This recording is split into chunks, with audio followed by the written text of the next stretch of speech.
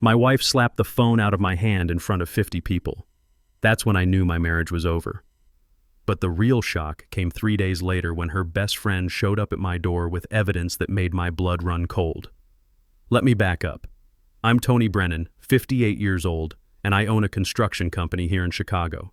Built it from nothing over the past 25 years. We pull in about $2.3 million a year now, employ 38 good people, mostly guys I've worked with for years.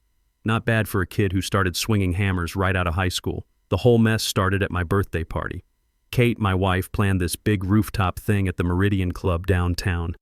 Fancy place with jazz music and sushi that costs more per piece than I used to make in a day. Kate loves that scene. She's from money. Her dad, Gregory Caldwell, owns half the commercial real estate in the city. Look, I should have seen it coming. The signs were all there. Kate had been different for months, distant, always on her phone, making excuses about where she'd been, but you tell yourself it's work stress, you know? Marriage counselors call it willful blindness. I call it being an idiot. So there I am on this rooftop terrace, band playing Fly Me to the Moon, city lights twinkling like a postcard. Kate's got her hand on my elbow, steering me around like I'm her project, introducing me to people whose names I'll forget in 5 minutes. The whole thing feels like theater.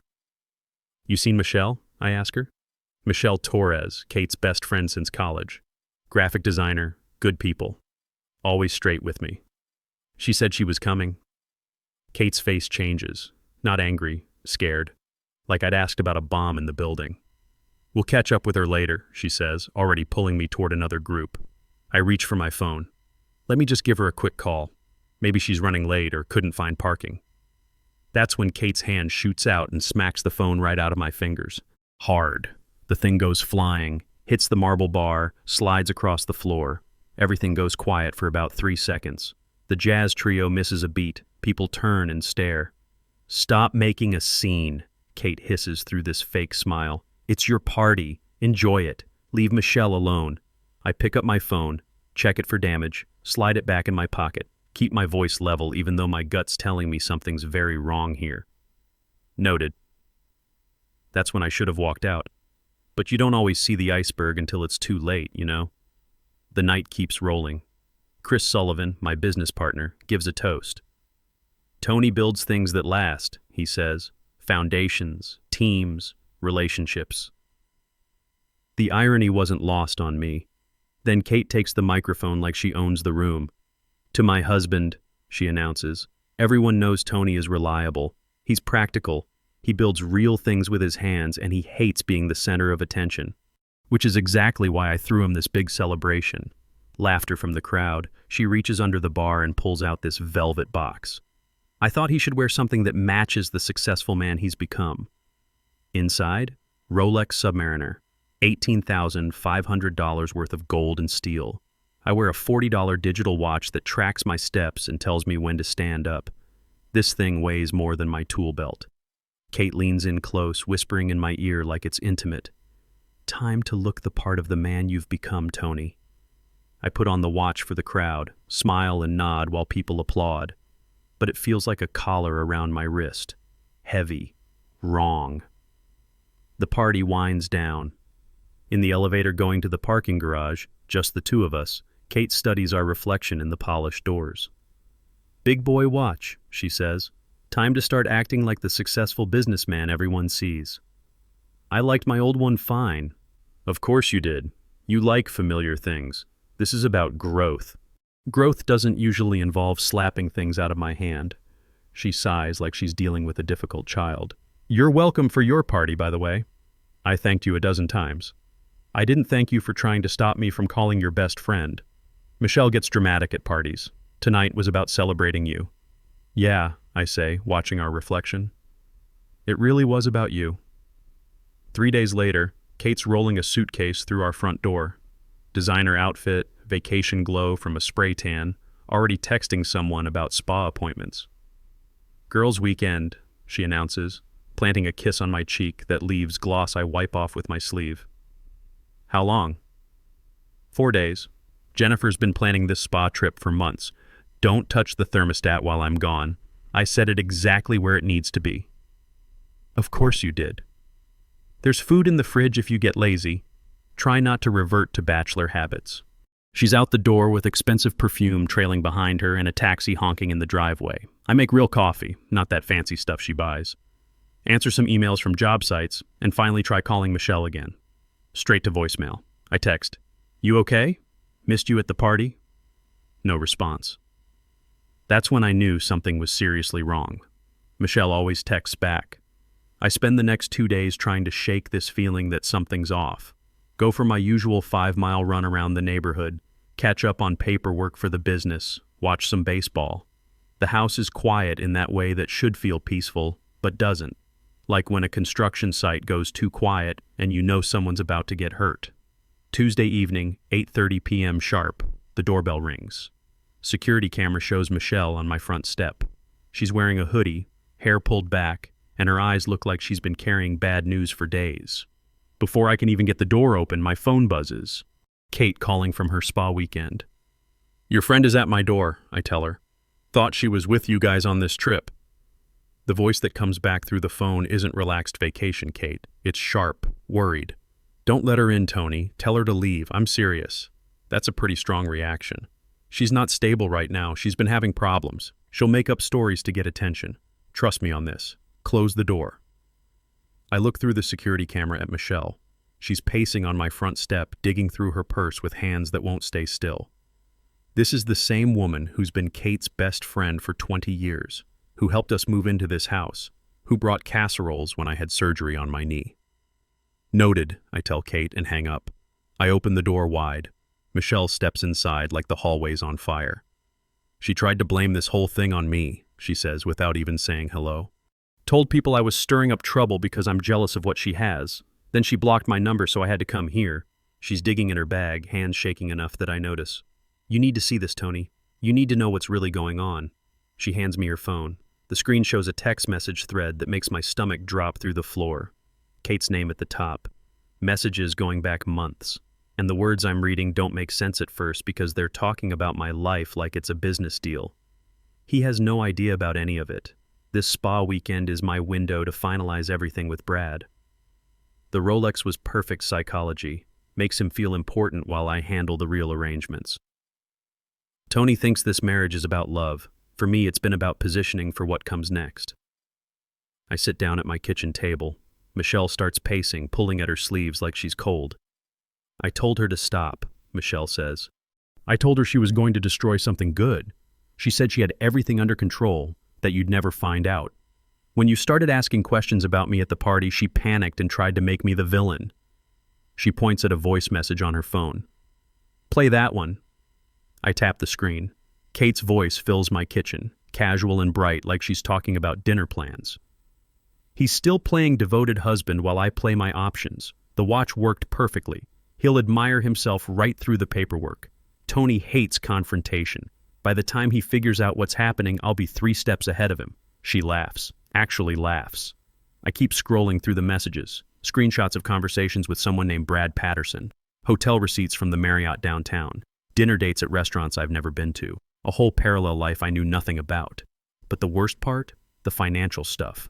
Messages about moving money from our joint accounts, plans to claim half my business in a divorce, conversations with lawyers about community property laws. "How long?" I ask Michelle. "The affair? About 18 months. The exit strategy? She's been planning this for 6 months, Tony. Ever since your company landed that big municipal contract." 18 months. A year and a half of living with someone who was planning to gut me financially while I was working 60-hour weeks building something I thought was ours. "I'm sorry," Michelle whispers. "I should have told you sooner.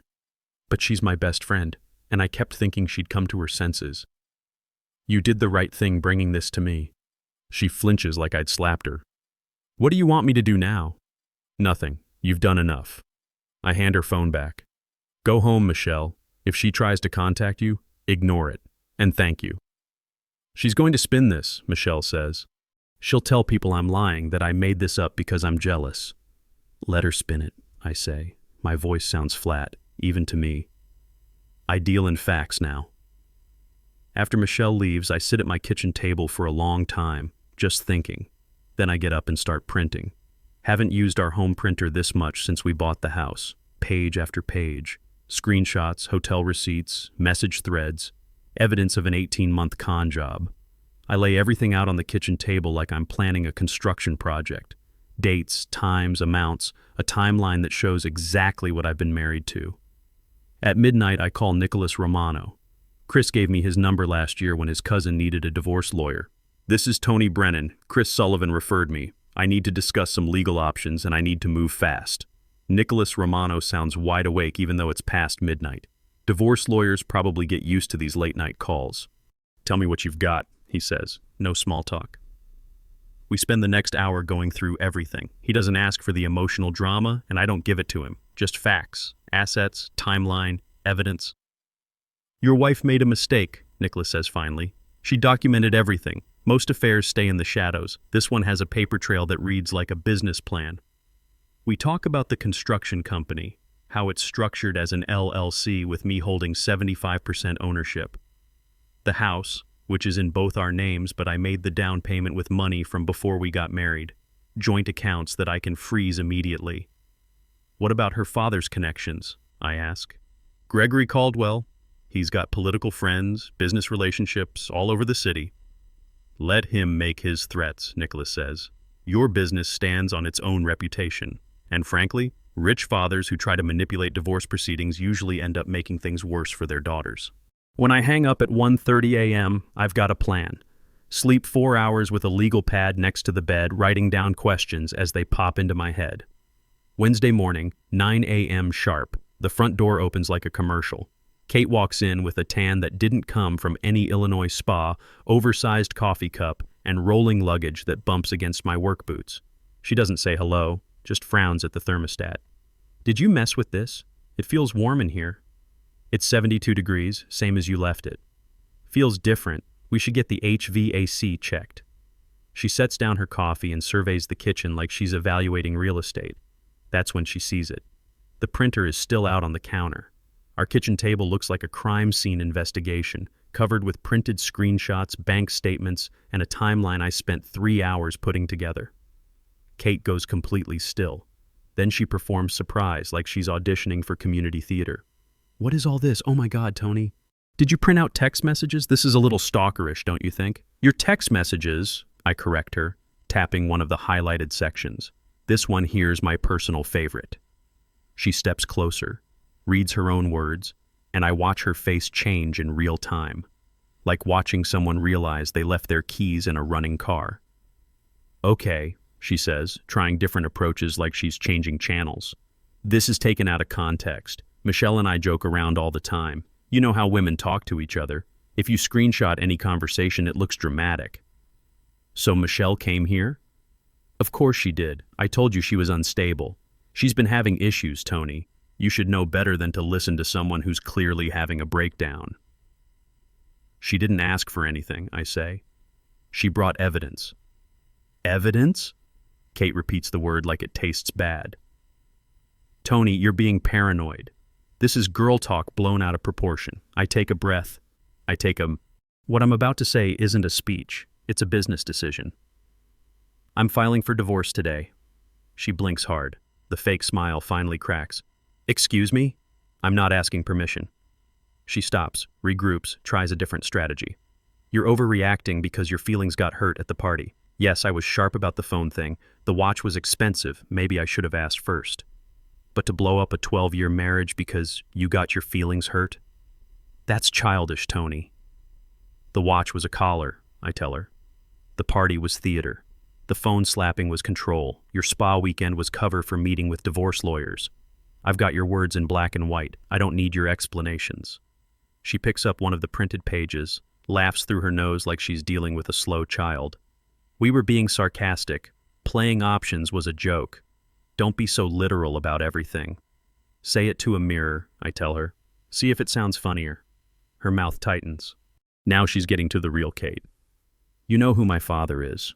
Gregory Caldwell doesn't let people humiliate this family. He has connections. Your little construction company depends on city contracts. You'll lose everything." "Your father's not my business partner," I answer, "and I'm not humiliating anybody. You wrote these messages. You planned this exit strategy. You handed me the evidence."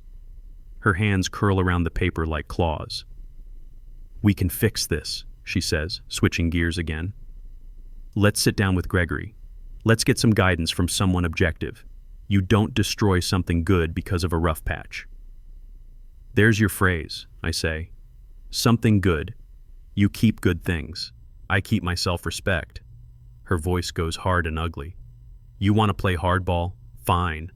I'll tell everyone you've been paranoid for months, that you've been checking my phone, controlling who I talk to, that you've been unstable. People believe me, Tony. They always have." "Tell whoever you want," I reply. "I won't be around to hear it." She stares past me, calculating like she's doing math in her head. "So you already called someone?" "Nicholas Romano." She freezes just long enough to tell me that name means something to her. "You called a lawyer." "I called a professional, just like you called Brad Patterson." The color drains from her face. Now we're getting somewhere. Kate knows I know about Brad. The pretending stops. "Keep this simple," I tell her. "We're separating finances today. Joint accounts get frozen at noon. I moved my business accounts yesterday. Nicholas advised me on that. I'll stay at the office downtown for a few weeks while this gets sorted out legally." "You're not canceling the Caldwell Foundation dinner next Friday," she snaps. "Gregory's hosting a table. There will be important people there." "Then you can tell your father you found someone more suitable for your image." "You are not going to Torpedo." "I'm removing my name from your promotional materials." She grabs for the $18,500 Rolex on my wrist. "Give me that back. That was a gift." I step away, unfasten the watch, and set it on the kitchen table between all the printed evidence, like leaving a tip at a restaurant. Too heavy for me anyway. The air goes thick. She stares at the watch, then at me. "This is a tantrum, Tony. You're acting like a child." "No," I say. "This is a decision." She takes a deep breath, tries one more approach. The soft sell. Steps close and puts her hand on my chest like she's done 1,000 times before. "Hey," she murmurs. "We've both been under stress. That's my fault. I took on too much with the party planning, wanted everything perfect for your birthday. I pushed too hard on the image stuff. Kate, I can apologize without making excuses. We can reset. No more girls' weekends without you, no big social events. Just us for a while. I'll put my phone away during dinner. Put my phones. I'll cook your favorite pot roast on Sundays. We won't talk about my father or his business connections, just you and me, like when we started."